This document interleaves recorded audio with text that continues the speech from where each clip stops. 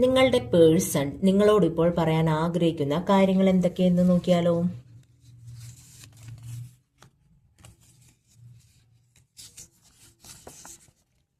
ഇതൊന്നും വേണ്ടാന്ന് ഞാൻ അപ്പോഴേ പറഞ്ഞതല്ലേ. എന്തോ ഒരു കാര്യം ചെയ്യണ്ടാന്ന് അവർ നിങ്ങളെ വിലക്കിയിരുന്നു. പക്ഷേ നിങ്ങളത് രണ്ടും കൽപ്പിച്ച് എടുത്തു ചാടി ചെയ്തു. അതിന്റെ പേരിൽ എന്തെങ്കിലുമൊക്കെ ഒരു പ്രശ്നം നിങ്ങൾ ഇപ്പോൾ ഫേസ് ചെയ്യുന്നുണ്ടായിരിക്കാം. അതാണ് അവർ ഇപ്പോൾ പറയുന്നത്. ഇതൊന്നും വേണ്ടാന്ന് അന്നേ അവർ പറഞ്ഞതല്ലേ എന്ന്. ബട്ടർഫ്ലൈ. ഈ ബട്ടർഫ്ലൈ എന്ന് പറയുമ്പോൾ ഒരുപാട് അർത്ഥങ്ങൾ പറയാം. ഒന്നില്ലെങ്കിൽ നിങ്ങൾ അവരെ ബട്ടർഫ്ലൈ എന്നായിരിക്കും അഭിസംബോധന ചെയ്യുന്നുണ്ടായിരിക്കുക.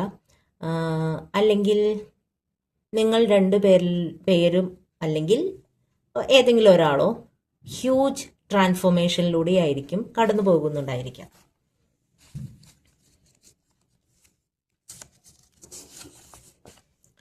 I am sorry. എന്തോ ഒരു കാര്യത്തിന് അവർ നിങ്ങളോട് സോറി പറയാണ്. ഒരു പക്ഷേ അവർ നിങ്ങൾ പറയുന്നത് കേൾക്കാണ്ട് എന്തെങ്കിലുമൊക്കെ കാര്യങ്ങൾ ചെയ്തിട്ടുണ്ടായിരിക്കാം.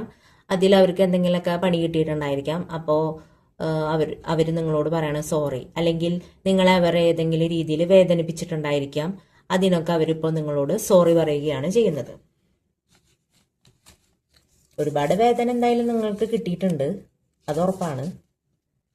നീ എന്നെ മറ്റൊരു വ്യക്തിയാക്കി മാറ്റി. ഓക്കെ, സംഭവം ഇങ്ങനെയൊക്കെ ആണെങ്കിലും നിങ്ങൾ അവരെ ഒരുപാട് ഇൻസ്പയർ ചെയ്ത് മോട്ടിവേറ്റ് ചെയ്ത് അവർ ചെയ്യുന്ന റൂട്ടീൻസിൽ പോലും ഒരുപാട് മാറ്റങ്ങൾ കൊണ്ടുവന്ന് അവരെ നല്ലൊരു പാതയിലേക്ക് നയിച്ചു എന്ന് വേണമെങ്കിൽ പറയാം. മുൻപ് ഒരു അടക്കും ചിട്ടില്ലാത്ത ഒരു ലൈഫായിരുന്നുണ്ടായിരിക്കാം അവരുടേത്. നിങ്ങൾ വന്നതിന് ശേഷം അതിലൊക്കെ ഒരുപാട് മാറ്റം വന്നിട്ടുണ്ടായിരിക്കാം.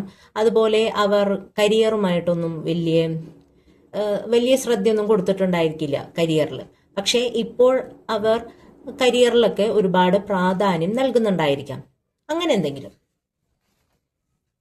എന്തെങ്കിലും ഒരുപാട് മാറ്റങ്ങൾ അവരുടെ ലൈഫിൽ നിങ്ങൾ കൊണ്ടുവന്നിട്ടുണ്ടായിരിക്കാം. അതാണ് അവർ പറയുന്നത്.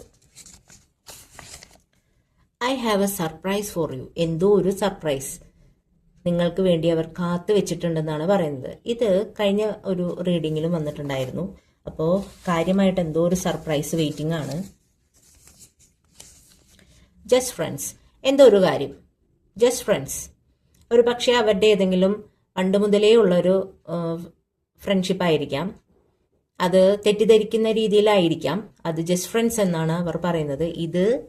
ഇതും ഒരിക്കൽ വന്നിരുന്ന ഒരു കാർഡാണ് കേട്ടോ.